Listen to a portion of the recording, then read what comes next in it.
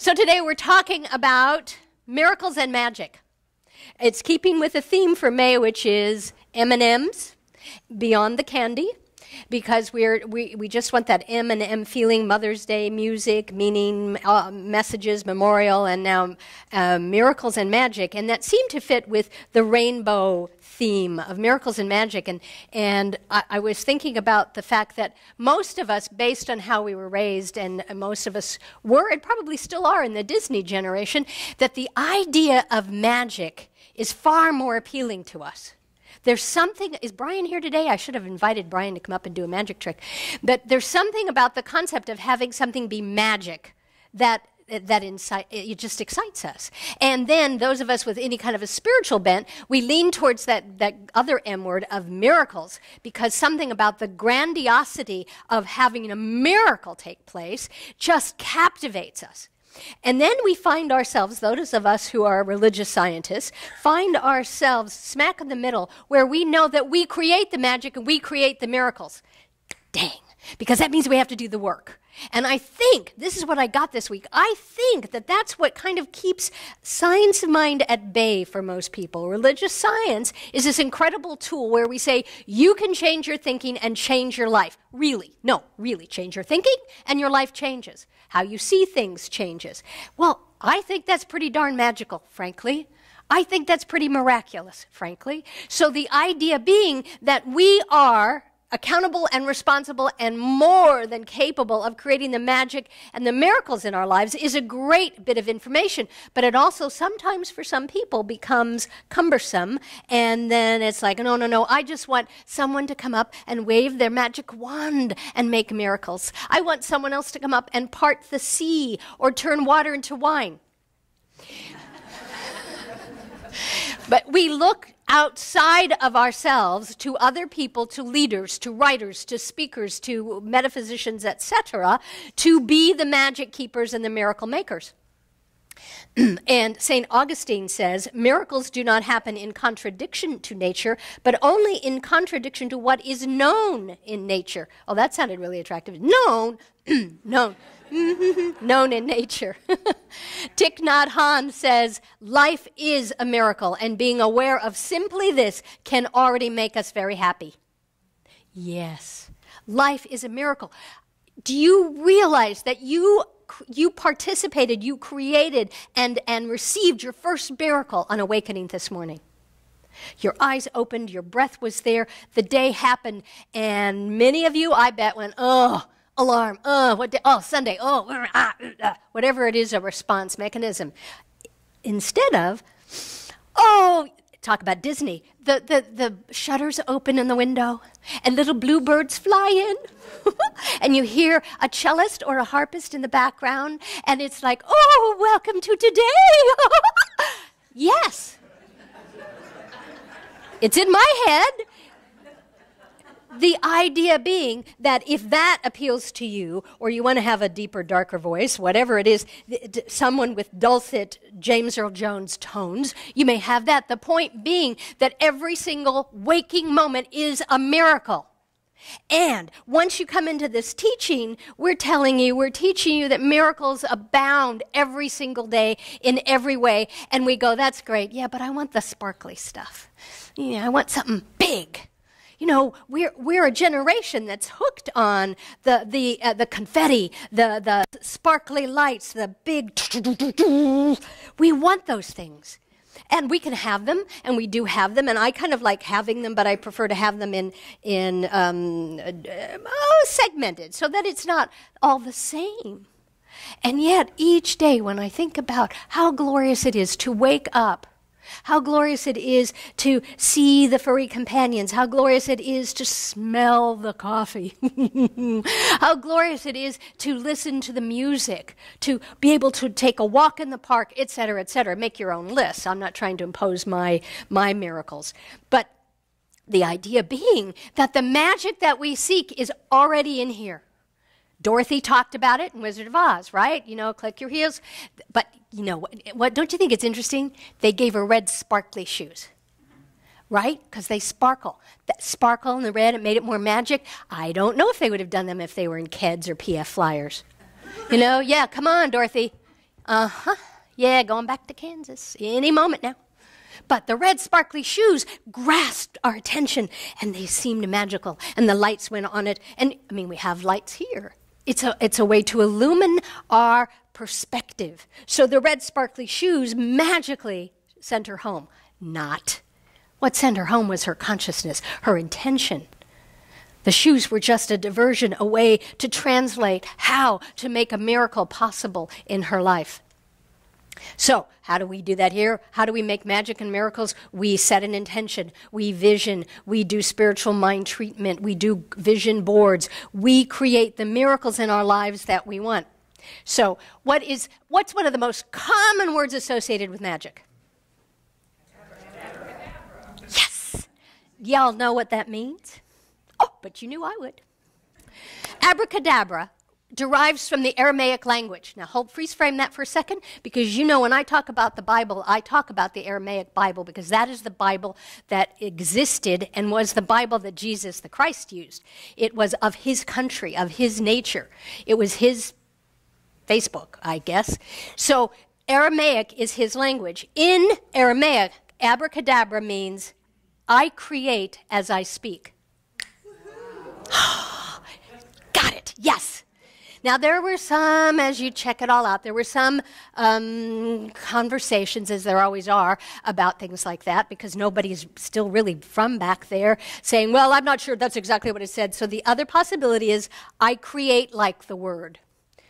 Okay, that still works for me, because in the beginning was the Word. And the Word is what we humans today now use to craft the miracles and craft the magic. So if we are looking to the magicians of the world, whether they're, in tuxes and on stage, or they're magicians like Disney or George Lucas, etc., those people that when they create that magic, that it's abracadabra, I create as I speak. Flowers. Watch me pull a rabbit out of my hat, etc. Abracadabra, which we all grew up with that. We all know that word. It kind of sounds magical, doesn't it? It does. It has that mystery. Oh, another M, mystery. Let me write that down. I only, one more Sunday. Mystery. We have the opportunity to have the mystery and the magic all in one word. And contained in that word, with the history of the Aramaic teachings of Jesus and the Bible, I create as I speak, you betcha. So you want to know how to make magic and miracles? Pay attention to what you speak. Usually it starts with what you think, then what you speak translated into the word, because what we teach in religious science is all thought is creative, all thought. Not just the good thoughts, not just the everything's going to be good and I'm happy and the bluebirds are coming in, etc., but the thoughts that we have as we're driving down the freeway or we're standing in line about, oh, come on, how could they be any more stupid at this store? Why don't they get more tellers? I've been standing here for 10 minutes. This is ridiculous. I can never get in the right line. Bop, bop, bop, bop, bop. Well, that may not be your dialogue. Sometimes it's in my dialogue. I have to admit that. When I'm in a store, I play a game in my head. When I see all the lines, and I want to go, the logical part says, go to the one that has the least people and the least amount on the conveyor belt, right?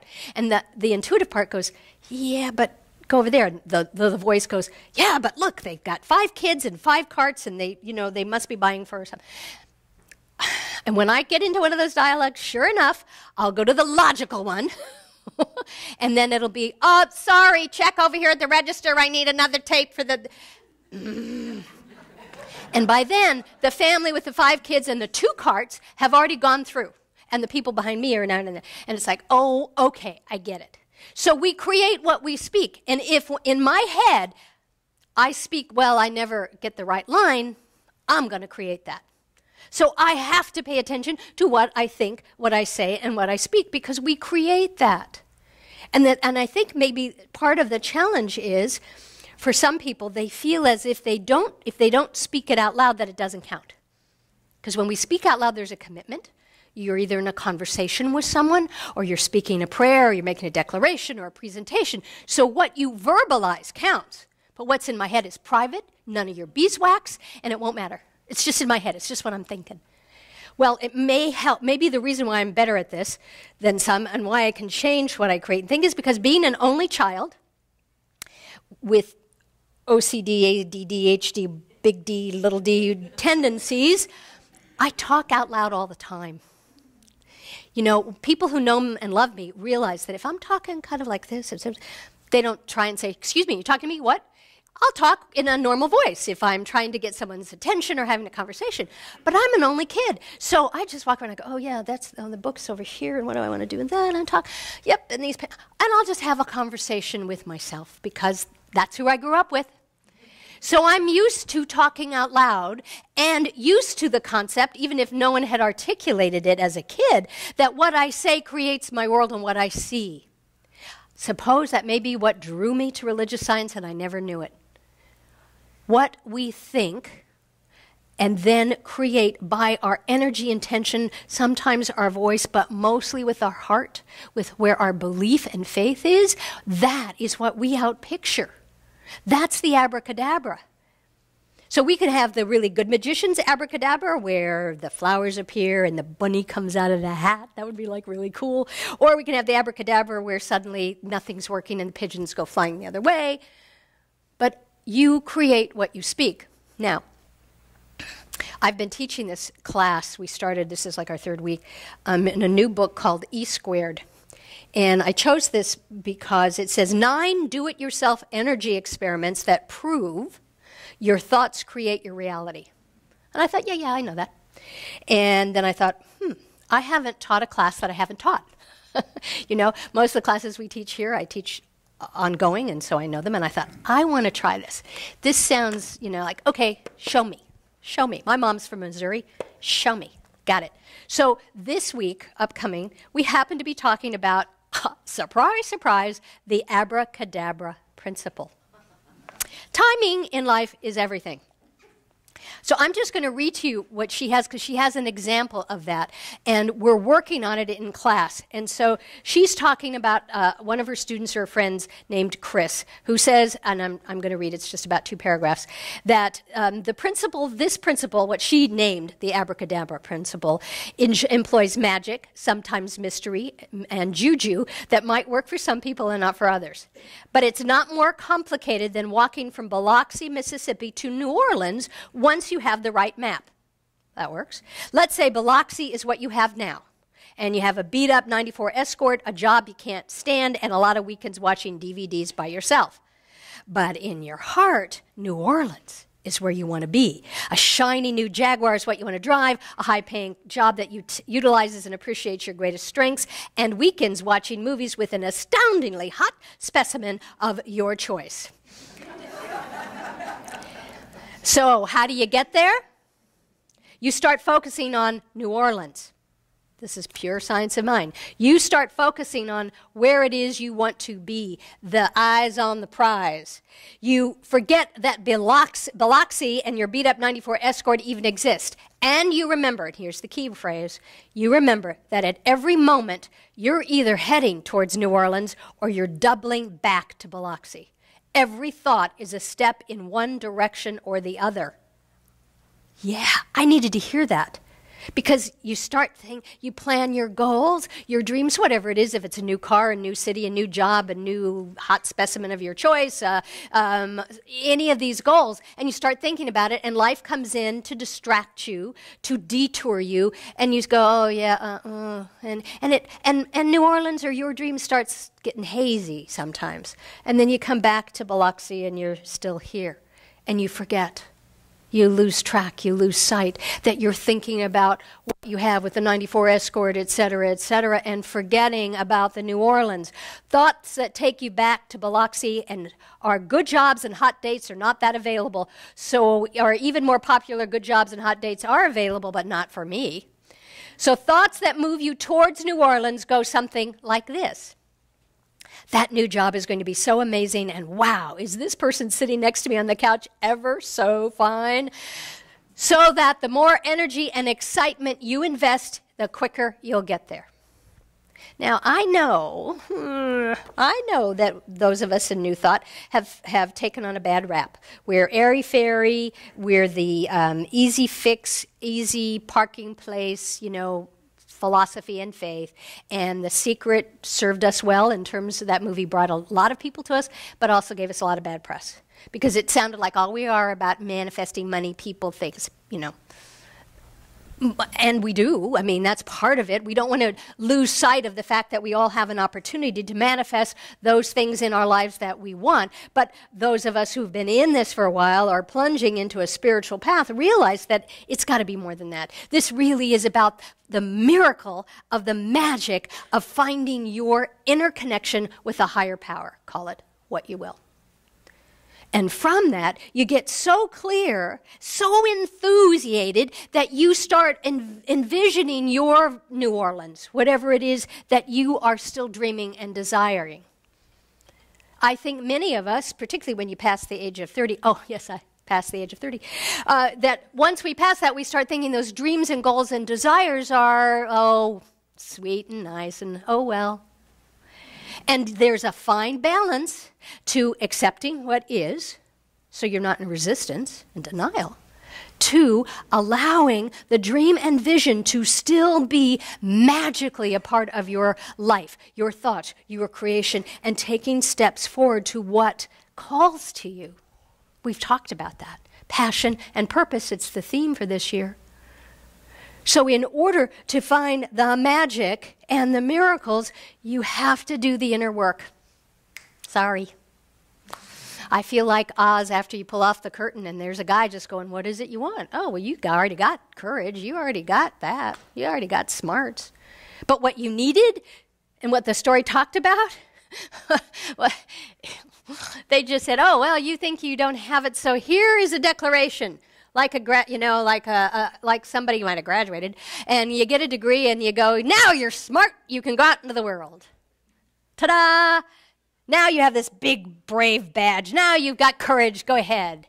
Now you've got, so we gave, oh, you know what I need to do for you? Oh, okay. Oh, you guys are smart enough to figure out how to make it happen for me. I think we ought to create religious science, like prescription pads. Or oh wait, because that's medical, and then maybe teachers' permission slips. And then, when you come to me and you've got an issue or something, and you need, and I go, oh, darling, you already got it. You're there. You just don't see it. It's all right in front of you. I'll pull out one of these and I'll sign it for you. And I'll give it to you so that you have permission. You have validation and confirmation from the outside world, where we usually think magic and miracles exist, to take into your inner world so that you will have documentation that you are perfect, whole, and complete, that there isn't a dream, goal, or desire that you can't have. So you got really quiet. Make them a sticky note. Yeah, but then you can take them off and then they fall away and stuff. No. Besides, most of us grew up with teachers or you go and you get a thing and you pull it off that pad and it's got that gummed thing and you go like that and you go, yes, thank you, and you go for it. But I'm open to new creative ideas because we get to create. I'm open to the magic, and if you're okay with me not writing you a permission slip or a prescription for joy, then that's fine too. But for some of us, sometimes it just helps to have that confirmation, and then you can stick it up on your mirror, your dashboard, your cubby at work, your notebook. You can, maybe we need henna tattoos, and just put it that way, and it's like, I got it. So that you are in concert with the universe to remember about the magic and the miracles that you are constantly creating. And when we did the first week of class for E squared, the first assignment was to just notice a blessing, that within 48 hours you're going to get a blessing. Well, for me it was kind of tough because I get them all the time. All the time. And I believe that a concerted spiritual practice has taught me how to be aware of the enormous blessings, the multitudes of blessings that happen all the time. Where some of us got stuck in class was the adjective for that. Because a blessing can be as simple as waking up in the morning. The blessing can be as simple as someone doing you a favor. The blessing can be finding a $20 bill, but usually a lot of us were looking for the Charlton Heston blessing, the and then we count it as blessing. Then that qualifies. But the little blessings where someone in line says, oh, you only have 2 items, go before me. It's all right. And instead of you going, oh, no, no, no, that's all right, you say, yes, thank you. So that each time, every one of those blessings happens to you, you get conscious and you go, yes, thank you. Because what is that doing? That is, it's pumping you up. It's fortifying that gratitude muscle to receive the good of the universe. Because if every time somebody offers us a blessing, whether it's small by some definition or large by Charlton Heston definition, and if we don't know how to say yes to that, then the universe kind of goes, well, I get, you know what it's like when you try to give someone something and then they go, no, no, no, no, and you go, well, oh, no, really? And they go, no, no, no, no, really? You take it away, don't you? Well, the universe goes, here, magic, miracles, what do you want? Just let's do it, let's create it, get that focus, get that energy, put your attention on that, and then we can make it happen. And you go, yes, yes, yes, oh, but I don't think so, well, I'm not sure I'm really ready, and what if, I don't know how to pack for that, and what if I don't know if I have enough money, and then we start to diminish that. And that's a human nature. We've all done it. We probably will continue to do it, as no matter how lofty we get and skilled we get at this. The point being, the more that we get skilled at the muscle of knowing the magic exists within us, and that every day, almost in every way, it's a miracle, they will abound. And the reason they abound is because you suddenly start to notice them. You see that differently. How many of you are Douglas Adams' Hitchhiker Galaxy fans? Anybody? Not enough. Oh my gosh. I had 2, 3. Okay, well, this will be a stretch, Dutch. The idea being, it's a very humorous metaphysical science fiction story. But the idea being, at one point, they're all at a game. I think it's a soccer game, and a couch starts to descend, but not everybody can see the couch. Okay, that metaphor will mean nothing to you unless if you've read the book, and I highly recommend that you do read this series. And the idea being is those people could see the couch. There are miracles and blessings every day that a lot of us see, and you walk around and the couch is here, and you're just not seeing it. So where is your couch? What blessing is it that is hovering near and around you that you can't see because it's right about here and you're still looking down to make sure that you walk the way that you're used to walking, instead of opening and expanding to the idea of God? David Simon says, love takes us out of the mundane and into the magical and miraculous. Love expands our sense of self, which, when once expanded, never returns to its original state. Now, I don't know who David Simon is, if he has the authority to claim that, but I'll go for it. Love takes us out of the mundane and into the magical and miraculous. It expands our sense of self, which, once expanded, never returns to its original state. So think about that. Every time you have that positive thought, I'll go back to another Disney, think positive thoughts. If you're thinking happy thoughts, you start to fly, don't you? And Tinkerbell comes in and sparkles, doesn't she? That's what we keep looking for, whether we're little children or the inner child within us, we keep looking for that. And the way to do that is to get in touch with the love that is within you, to expand yourself, to know the truth. And I'm going to throw in another clinker here. One of the ways to do that, to find that love and to find the expanded self so that you can continue to create miracles and magic, is through the act of forgiveness. Now, normally, I could do a whole talk on that, but you probably wouldn't have shown up on that Sunday. Let's talk about forgiveness. Yeah. You know, it's like forgiveness and tithing. Wow, we only have 30 people here on Sunday. What happened? I'm not going to make this a whole big lesson because we're almost wrapped up, but the idea being that if we can get to a state of forgiveness, so that we're not holding on to anger, resentment, missed expectations, obligations, etc., etc., we have more room to receive. Dr. Martin Luther King said, I want to paraphrase this, forgiveness is not an occasional act, but a daily behavior. I heard that, read that, and I went, yes, I get it. So much as some of the thoughts that we say or think in our heads and we don't say them out loud so we think it doesn't count, especially when there are grievances, real, imagined, or hugely justified, when there are grievances in your world with you and anyone else or anything else, if you're carrying them, and if they are in that state and taking up room where there ought to be the love, you're creating a barrier between you and the magic and the miracles. And even Deepak, in one of the series that he has, the 21-day meditation series, is talking. He says, forgiveness is, for me, forgiveness sets me free. And that sounded, at first that sounded just so sing-song to me. I didn't quite wrap around it when I first heard it, so I played it a couple more times. And then I added to it, forgiveness is the key. Forgiveness is for me. That's what sets me free. Because we often attach the idea of forgiving someone or something or some issue, and we still put it outside of ourselves. That person, place, or thing, they were the ones who done us wrong. They're the goofballs, jerks that do this, blah, blah, blah. I don't want to forgive them. Look what they did.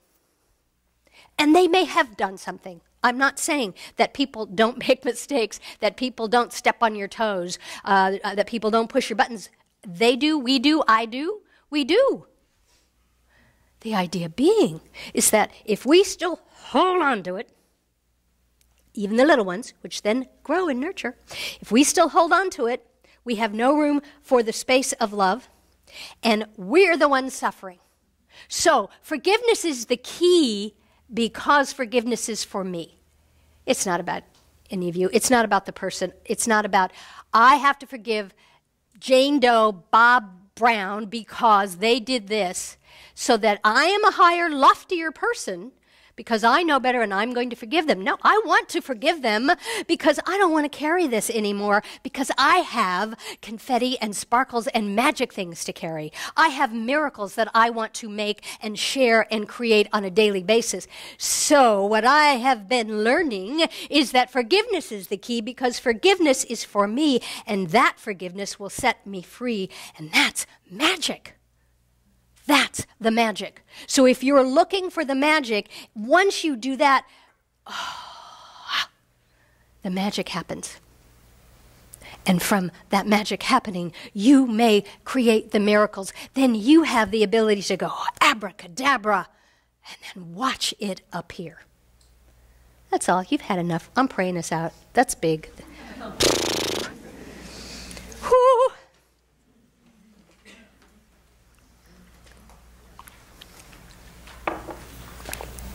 Abracadabra, I create as I speak, and I speak this spiritual mind treatment now in the first person, so that if you so desire, you may speak it along with me inside your head. So first I breathe. Because in order for me to be fully receptive and open to the idea of God and the idea God has of me, I need to be clear, I need to be present, I need to be mindful.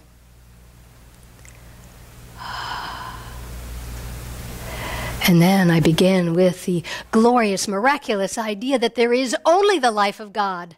One life, one mind, one heart that abounds everywhere present, that shows up in the trees, in the stars, in the breath, in the children, in the animals, in confetti and sparkles, in words and books, in smiles and hugs, that it exists everywhere, the one life of God that I am. And now that I know that, I remind myself that abracadabra, what I create, I speak into my word. And so I choose my words with love and care and power and faith and confidence that there is that life of God that knows of itself as me, clear and strong and vibrant. And where that life of me needs to know health and vitality, I know and claim it now and allow that miraculous healing. Where my life needs to know a greater sense of creativity or purpose or focus and tasks and projects, dreams and desires and goals, I know that I have whatever it is I need to be able to make those dreams come true. The skills, the people I can turn to, the inner wisdom, the time, the focus, the funding, whatever it is, I have that, I claim it, it's mine. I know that wherever it is in my life or body that there isn't peace, that there has been grievance or challenge, that in this moment I create the magic of forgiveness, giving, for. I create the magic of peace, the peace that passes all human understanding. Yes, Lord, make me an instrument of thy peace so that I know it first and foremost in my head and heart, so that I really am it in the world. And I know that in my life where I need more to know the source and supply of God, so be it, whether it shows up as funding, whether it shows up as time, whether it shows up as inspiration and ideas, whatever it is that I need, God is my source. And so perhaps all that I need is a prayer to remove anything that is unlike my willingness and understanding of that truth, so that I may be empowered with that which I've already been gifted with and inherited by being a beloved child of God right here, right now.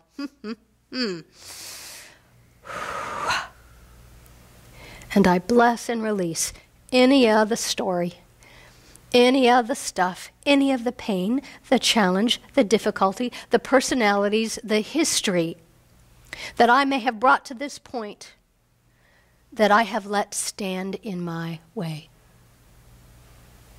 I don't deny it. I don't begrudge it. I bless it.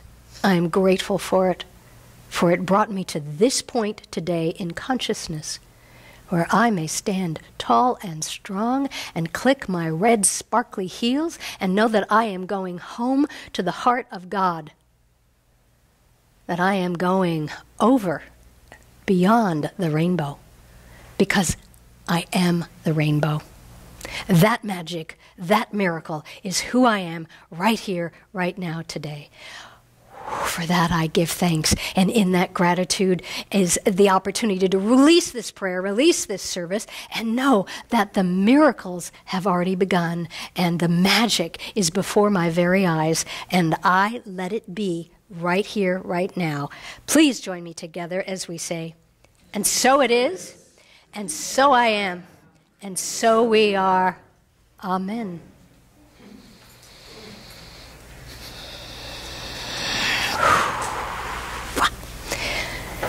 So it is at this time we do our offering. And how we do the offering here